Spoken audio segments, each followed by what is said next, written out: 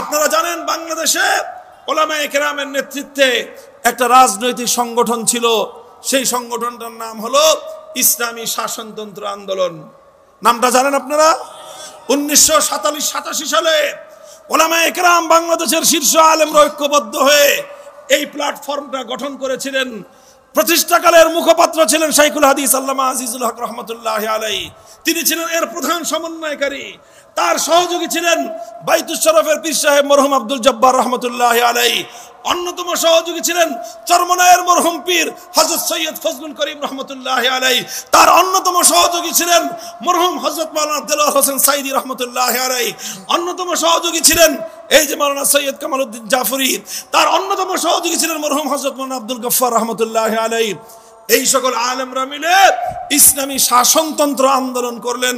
অর্থাৎ তারা দাবি জানালেন যে আমরা একটা আন্দোলন করতে চাই, যে আন্দোলন হলো কুফরি সংবিধান পরিবর্তন করে, কুফরি শাসনতন্ত্র পরিবর্তন করে ইসলামী শাসনতন্ত্র বাস্তবায়ন করব।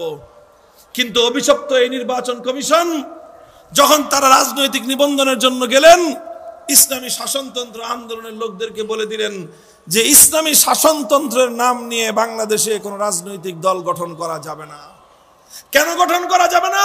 কারণ ইসলামী শাসনতন্ত্র এই শব্দ বাংলাদেশের সংবিধানের সঙ্গে সাংঘর্ষিক। কেননা বাংলাদেশের সংবিধান হলো কুফরি শাসনতন্ত্র, আপনারা চান ইসলামী শাসনতন্ত্র করতে। যতদিন পর্যন্ত কুফরি শাসনতন্ত্র, কুফরি সংবিধান থাকবে, ততদিন বাংলাদেশে ইসলামী শাসনতন্ত্র নামে অনুমোদন চলবে না। বাধ্য হলেন তারা নাম পরিবর্তন করে শাসনতন্ত্র শব্দ বাদ দিতে হলো। এটা এ জাতির জন্য চরম দুঃখজনক একটা ইতিহাস। এর চেয়েও দুঃখজনক আর একটা ইতিহাস বলি। অনেক ইখতিলাফ এবং মতপার্থক্যের জায়গা আছে, আমি মতপার্থক্যের জায়গায় যাচ্ছি না। বাংলাদেশে একটা অনেক বড় রাজনৈতিক এবং ইসলামী সংগঠন আছে, নাম হলো বাংলাদেশ জামাতে ইসলামী। জানেন, এই বাংলাদেশ জামাতে ইসলামীর নিবন্ধন হাইকোর্ট থেকে বাতিল করা হয়েছে। হাইকোর্ট বলেছে তাদের নিবন্ধন বাতিল, তারা নিষিদ্ধ। কেন বাতিল করেছে হাইকোর্ট? তারা মাওলানা মওদুদী সাহেবের অনুসরণ করে এই জন্য? তারা সাহাবায়ে কেরামকে মেয়ারে হক মানে না এই জন্য? তাদের সঙ্গে উলামায়ে কেরামের কিছু বিষয়ে মতপার্থক্য আছে এই জন্য?